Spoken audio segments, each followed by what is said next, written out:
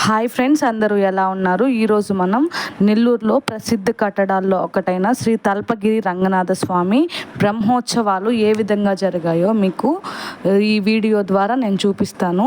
దీంట్లో అది ఎలా లైటింగ్ వేశారు, లేకపోతే అక్కడ ఎలా ఊరేగింపుగా ఉత్సవ మూర్తులు ఎలా జరుగుతాయి అని చెప్పి క్లారిటీగా ఈ వీడియో ద్వారా మీ లోపల ఉండే గుళ్ళు టెంపుల్కి సంబంధించి ఏ మిగతా గుడులు ఉన్నాయి ఇవన్నీ దీని ద్వారా తెలుసుకుందాము.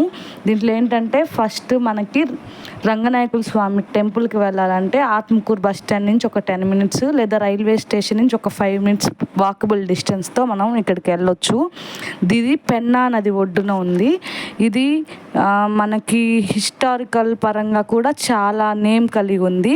ఇక్కడ ఎవరైతే రంగనాథ స్వామి విరాట్ ఉన్నారో వాళ్ళు ఏంటంటే ప్రతి ఒక్కరూ తూర్పుకి ఫేసింగ్ చేస్తూ ఉంటే, ఈ స్వామి మాత్రం పడమర ఫేసింగ్తో శేష వాహనంపై పడుకొని ఉంటారు.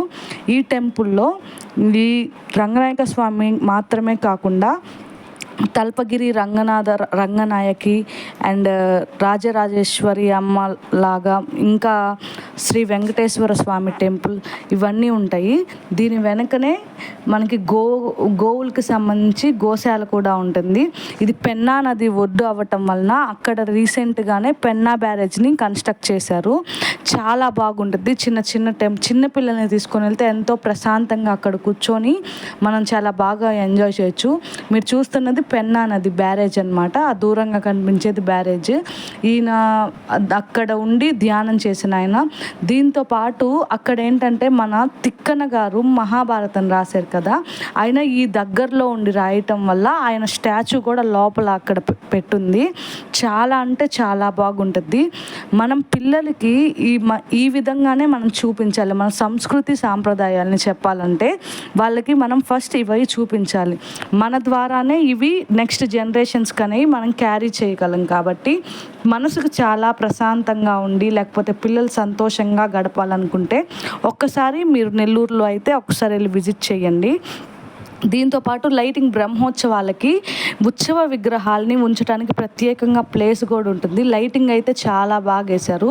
ఇది టెంపుల్కి మనం ప్రదక్షిణం చేసే చోట మొత్తం ఇది.